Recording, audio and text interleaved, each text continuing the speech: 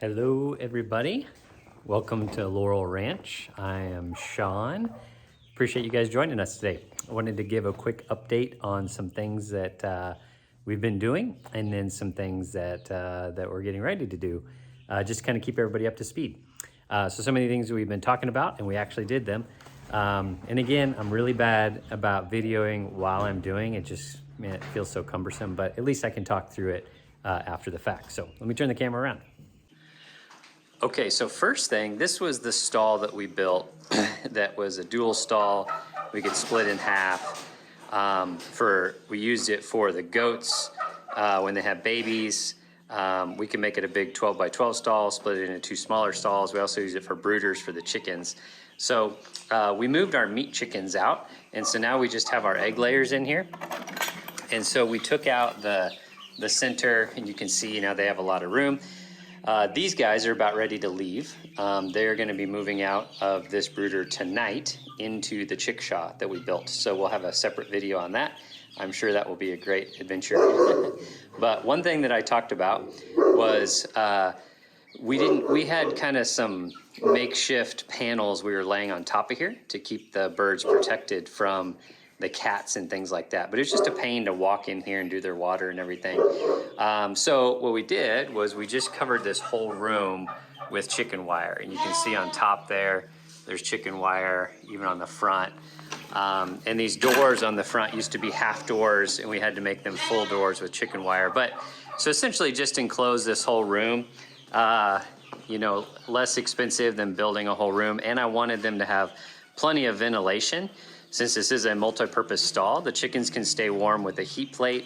But if it's like, you know, right now, it's starting to get really warm, they need the ventilation. We're gonna have a goat in here soon that's having babies. Oops.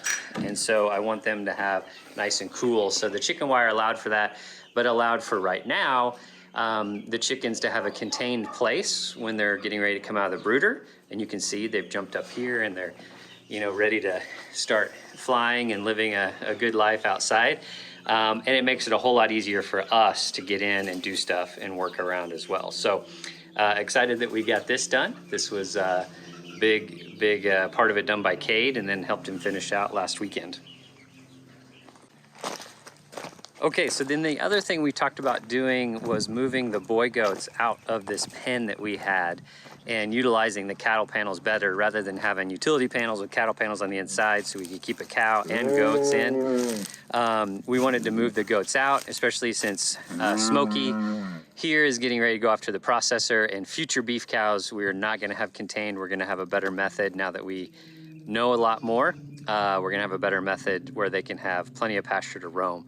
So this was temporary, and we're gonna use these utility panels for something else. So what we did is over here on the other side of the barn, we took the cattle panels and, you know, with learnings from Hollywood and, you know, realizing that with his hops, we needed some electric fencing. We were able to just use some T-posts and electric fencing and these cattle panels and build a boy pen. So you can see Deuce out there munching away, and then Hollywood's back there in his house. So we built this nice pen for them, 20 feet by 48 feet. So nice and big with a gate on the front. And then we went ahead and did two levels of electric fencing. I've got their water out there. I'm gonna run a hose to it. One of the nice things about why we picked here is because if I turn around, there's a water tank. So I can just tap into that spigot and run water over. Also, it's right next to this gate we have. So when it is time to turn one of these males out with the females, it's easy to get them right over there. And then you can see we actually, this is two pens. The boy goats we put right here. And then there'll be another pen right next to it. We just need to put the front and the back on these two pens and the other gate. This one is gonna be initially, use this just for various different things, but the girls are gonna start doing pigs for 4-H, and so this is where we will put the pigs to raise them. So this has worked out great. They are contained, they seem happy, they've got their hay, and their water and their shelter. There is one thing I'm going to do is over the water. We're going to have a water on the other side. For pigs, it'll be a little different, but at least for theirs, I'm going to put some shade over the top of it. And that way, this water, right now you can see is sitting out in the sun. And I don't have it on auto water. I'm just filling it as needed. So it's not growing algae and stuff. But when I have it plugged in for the auto waterer, it'll always be full, and so then it's more susceptible when the sun is out to growing algae. So I'm gonna make sure that we have a shade structure over that. It'll give a shade for these guys, right, Hollywood? That'll be good for you, right? But then also make sure that their water stays fresh. You agree, Deuce? Good stuff. All right. Okay, so then the last thing that we're doing is we are going to use this stall right here. So this is something we're doing today / tonight. We're gonna move all this stuff out of this stall. Some stuff like the scaffold probably will stay, but a lot of this stuff we're gonna move out of the way. We're gonna move all those spools, trash cans, all that kind of stuff out, and put down some pallets on the ground, and then load this up with square bales. So we have that trailer right there is full of square bales, and that is for the boy goats out there, because they need, since the cows are not there, they don't really need a round bale, but they could use, they need the square bales in their feeder. And then also just if we need to supplement, so from time to time, like right now, we have a couple sheep that are in here. So you can see Lily's there, and then her companion.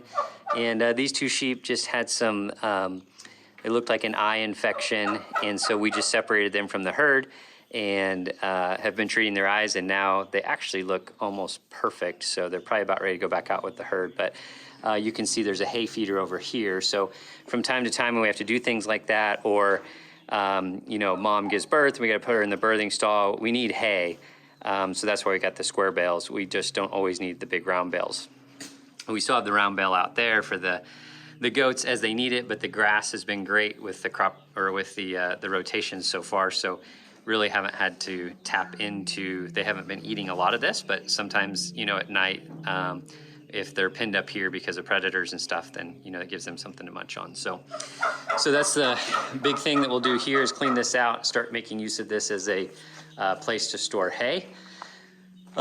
So that's kind of what's next, and what we're going to be tackling today. And then tonight, going to be putting these chickens into the chickshaw and moving them outside.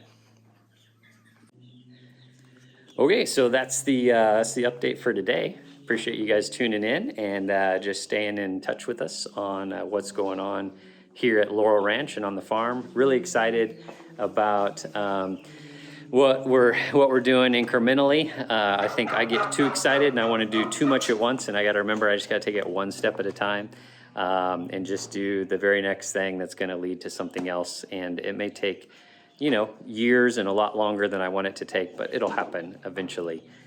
So really excited about getting some of this stuff, the boy pen finalized, being able to take our first cow in to be processed. That'll be a whole new experience for us.